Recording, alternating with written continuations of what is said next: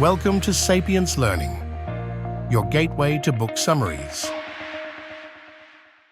Evicted by Desmond. Imagine waking up every morning not knowing if you'll still have a home by nightfall.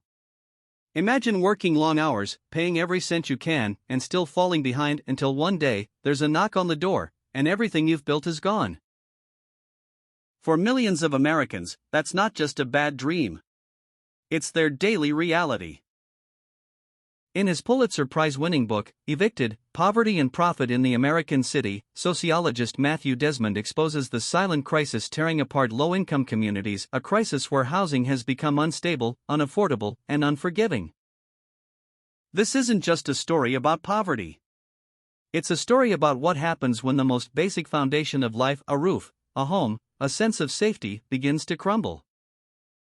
Desmond spent years living in the poorest neighborhoods of Milwaukee, following families on the edge of eviction. Through their stories, he shows us the real human cost of housing inequality and challenges us to see that without stable shelter, everything else falls apart. As Desmond writes, "It is hard to argue that housing is not a fundamental human need. Decent, affordable housing should be a basic right for everybody in this country. Because without stable shelter, everything else falls apart." Let's explore the three major lessons from Evicted, lessons that reveal not only how this problem came to be, but what it does to people, and what we can do about it. Lesson 1: Low wages, high rent, and unemployment have made eviction a way of life. It wasn't always like this. Even during the Great Depression, when unemployment soared and hunger was widespread, mass evictions were rare. Communities stood together. Neighbors protested. In the Bronx, crowds blocked landlords from throwing out families. People believed that losing your home was a tragedy, not a punishment for being poor. But today, that compassion has eroded. Now, eviction is an industry, one that profits from the desperation of people barely hanging on. Desmond's research found that in cities like Milwaukee, 1 in 4 low-income renters spends over 70% of their income on rent. The math simply doesn't work. With half your paycheck gone the moment it arrives, a single missed shift, an unexpected medical bill, or a broken-down car can mean losing your home. Many tenants survive through impossible choices, stealing electricity from neighbors, selling food stamps, or skipping meals to cover rent. Meanwhile, well-paying jobs that once sustained families have vanished. Manufacturing work has been outsourced. In Milwaukee, half of all working-age black men are unemployed. And when work disappears, eviction becomes a constant threat, not an exception. The result is a vicious cycle: the poorer you are, the more you pay for housing, and the harder it becomes to ever climb out. Lesson 2: The trauma of eviction doesn't end when the family leaves their home. Eviction isn't a single event. It's an emotional and psychological earthquake. Desmond lived alongside the people he wrote about. Single mothers working multiple jobs, veterans living on disability, families trying to give their children something better. When these families are evicted, they don't just lose 4 walls and a roof, they lose their stability, their identity, and their sense of worth. Half of all mothers who experience eviction show symptoms of clinical depression. For many, the stress and shame can be overwhelming.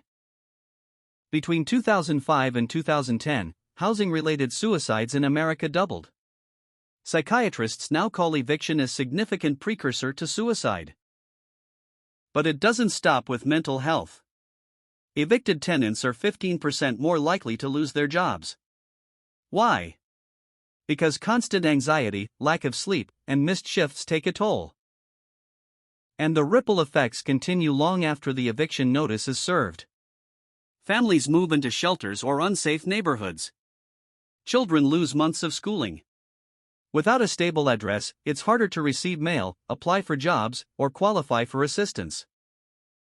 Even when families do find new housing, they often end up paying more because landlords view them as risky tenants. It's a trap: eviction leads to poverty, and poverty leads to more eviction. Lesson 3: Housing should be a basic human right, and a voucher system might help make it one. Desmond's message is simple but profound. Housing should not be a privilege reserved for those who can afford it. It is a human right as essential as food, water, or education. A home is more than shelter. It's where children learn, families heal, and communities grow. It's the foundation for every other form of stability, health, work, safety, and dignity. Yet our current system treats housing as a commodity, something to profit from, rather than something that sustains life. Desmond argues that the United States could solve this crisis through a universal housing voucher program.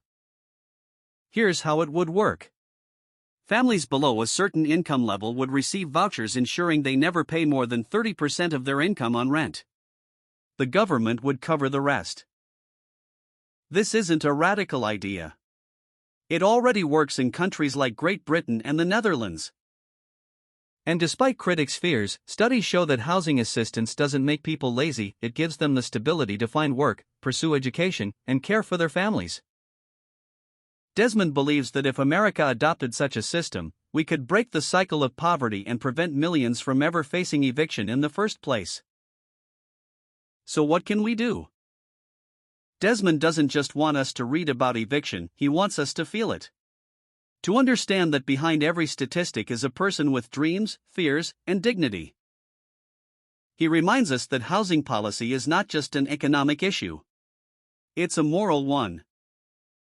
When a family loses their home, children lose stability, schools lose students, employers lose workers, and communities lose trust. But when people have safe, affordable homes, everything changes. Crime drops. Health improves. Families stay together. People have a chance to rebuild their lives. Evicted asks us to reimagine what kind of nation we want to be, one that profits from poverty, or one that protects its people. Because when housing becomes a right, not a privilege, we don't just rebuild homes, we rebuild lives, families, and communities. That was Evicted, by Matthew Desmond. A haunting, vital book that exposes the hidden epidemic of eviction and proves one undeniable truth.